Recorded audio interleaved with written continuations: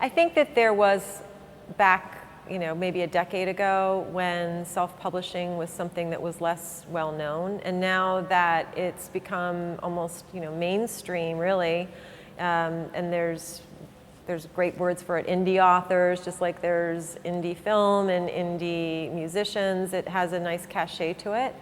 And I think that now journalists, what they're looking for is a good story and an expert who can talk about their field of expertise and bring their unique perspective to it. So journalists aren't going to discriminate against an author according to whether they're self-published or they've been traditionally published. Really the work and the subject matter and the expertise and the personal brand of the author have much more to do with whether or not a journalist will find it newsworthy.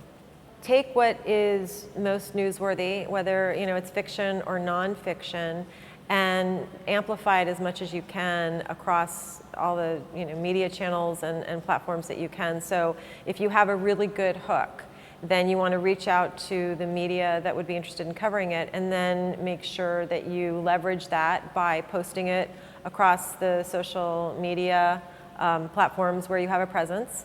And at the same time, there are ways that you can extend what you're putting out there. So for example, if you give an interview about the topic of your book to a newspaper, you might want to go to a magazine and offer to write a byline or an op-ed or some kind of an expert piece so that you can take the subject matter and you can utilize it in different ways.